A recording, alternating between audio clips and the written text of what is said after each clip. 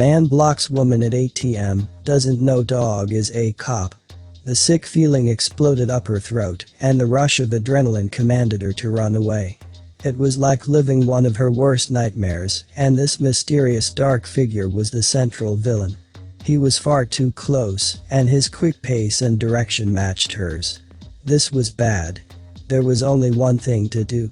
Sandra hated her neighborhood, but it was the only place she could afford on her meager waitress salary.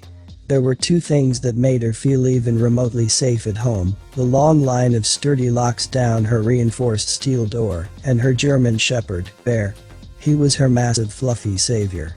Bear was a retired cop canine she had managed to adopt through a friend's connections. He might have been enjoying the restful years of his later life, but he was still sharp, loyal, and dangerous in the right situations. And tonight was going to be one of those unpleasant situations. Sandra felt the familiar pangs of cold fear and paranoia as she walked to the only safe ATM in her area. The greasy landlord wasn't going to let things slide another day.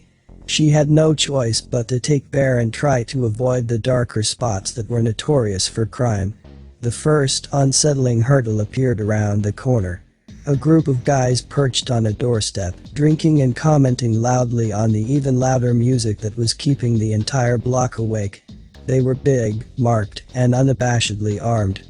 Sandra felt the all-too-familiar pit of ice form in her stomach, and a strong urge to flee. One of them saw her. That's when the catcalls started. Disgusting comments that would make any mother want to punch the disrespect right out of their son's mouth. Flashes of past, disturbing news stories appeared in her mind. It made her sick just to think about it. She picked up her pace and tried to leave them behind. 2 blocks later, she wanted to breathe out a fresh sigh of relief, but out of the corner of her eye, she saw something. It started as a shadow, but as it came into the flickering streetlights, she saw it was a man. She gripped Bear's leash tightly. He was already vigilant. Had one of the gang guys followed her?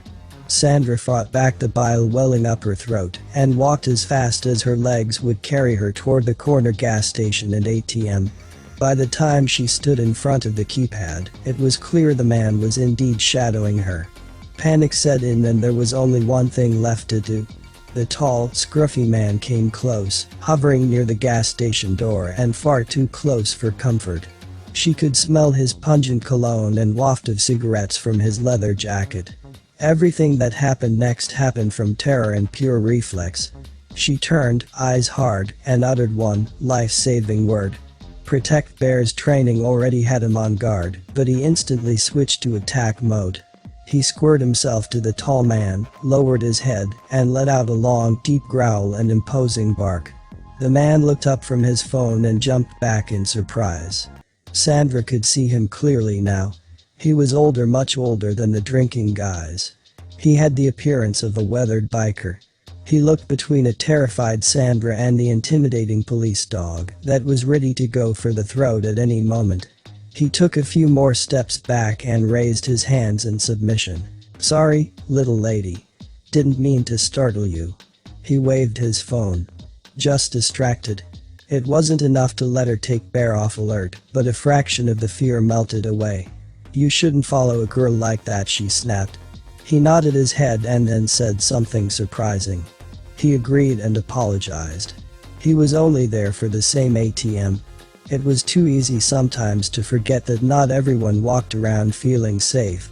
As Sandra quickly punched in her PIN and took out the rent, he commented he would never be able to sleep if his daughters lived in a place like this. He then pulled out a business card.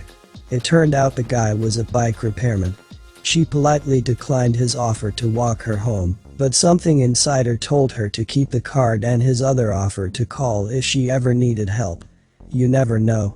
As she made the nerve-wracking walk back to her crummy apartment, she looked down at Bear. He was back on calm alert, a brown and black scruffy companion that would do anything to keep her safe. She gave him a scratch behind the ears and one of his favorite treats from her pocket, and he gave her a loving lick in return. She was lucky beyond words to have him.